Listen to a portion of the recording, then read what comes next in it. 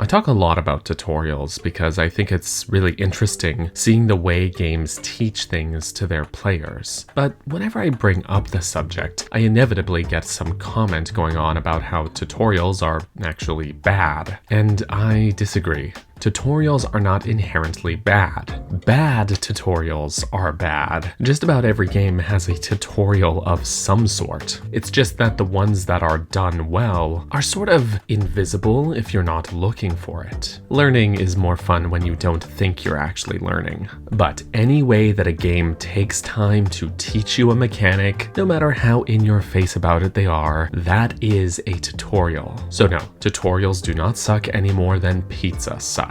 Okay, but I do agree with comments such as this one about the Reader's Digest of tutorials. A good tutorial should show and not tell. The recently released at the time of writing this game, Hyrule Warriors Age of Imprisonment, which is a good game overall by the way, really didn't have a good tutorial. I do want to learn how to play this game, but I shouldn't have to read a novel to do so. In the early stages, there is text box after text box interrupting gameplay to tell you about this mechanic and that, and man, I just want to fight this guy.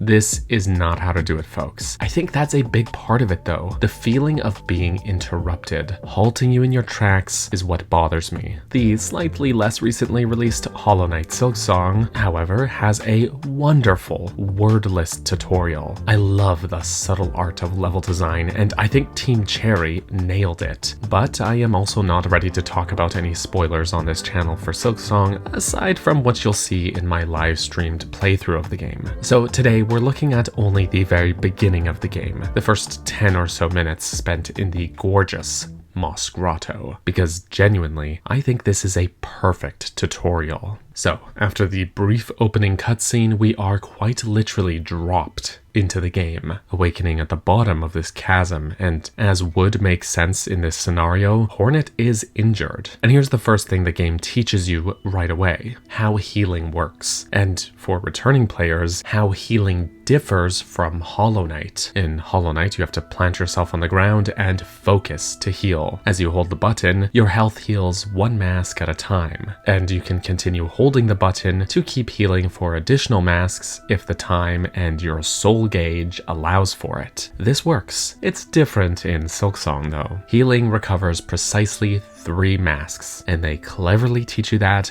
without a big pop-up on screen that says bind to recover 3 masks or whatever. Instead, here's how they do it. You start the game with 5 masks as your maximum health capacity, and they start you with 1 mask of health, so that when you heal at the prompt, you are left with 1 empty mask still. If they started you with 2 or 3 masks instead of 1, then healing would bring you back up to full health, which might convey the wrong value. Players might think that healing fully heals you, so they intentionally leave you slightly injured so that you know it's exactly 3. I think that's cheeky but smart. Next up, Moss Grotto has a bunch of variation in the terrain to get you used to Hornet's jump height and how platforming works. Hornet feels slightly different from the Knight to control, so it's good to get you familiar with that. Hornet's default pogo move is also a bit different from the Knight's. As the Knight, you would sweep beneath yourself like so, which offers a lot of forgiveness. Hornet, however, has a diagonal sort of diving stab attack by default, which requires way more precision. So it's no wonder that the enemies early on here are sort of long and flat little squishy guys. They're literally shaped in such a way to be easier to pogo off of, though they are also covered in spikes. So you can hopefully intuit that this isn't the sort of game where you can just jump on bad guys. You have to use your weapon. This ledge right here is important. It doesn't look like it, but it is. There's no prompt for this, no text box, but it's just slightly too tall to make that jump. Except you probably would try anyways, since you can't eyeball the jump height, right? And that's how you learn that Hornet can do this little ledge grab and pull herself up from a near miss of a jump, which is not something the Knight could do in the first game. Another instance of the game just sort of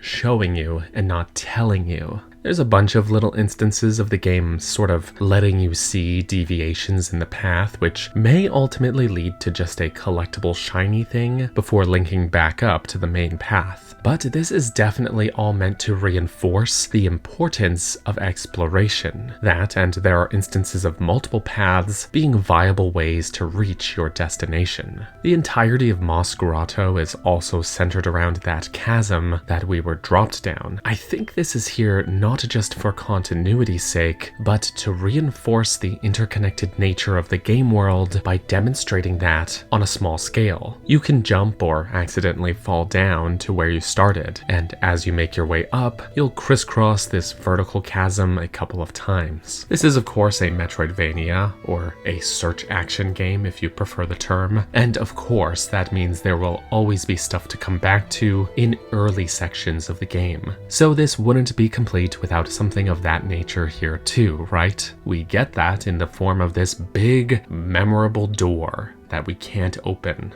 It helps too that this door and the area immediately surrounding it are visually distinct from the rest of Moss Grotto, which helps it stick out in your memory. Hopefully, there are two collectibles that I want to highlight here. They're needed for a side quest only slightly later in the game, those being these two moss berries. One of them is easy enough to grab from the ceiling of this room. The other is a little trickier since it's up much higher. I think there's two potential lessons players could take away from not being able to reach this shiny thing. One is that you can't jump that high yet, so it's something to file away in your head and come back for later, just like that door. The other lesson may be that you can do things in ways that are less easy to execute to get to things earlier, and in turn you actually can reach the shiny thing. It's a bit more technical than coming back with a mobility upgrade, but it's perfectly doable to just bounce off the flying enemy here in order to grab the goodie. Either lesson is up for grabs depending on how willing the player is to try things out, but ultimately they are both correct. And then there's Moss Mother. There's a bench, a save point right before this fight, but yeah, this is your standard first boss encounter. It's not too hard, serving as a reasonable little fight that shows you the fundamentals of combat. Observe attack patterns, evade, and strike. And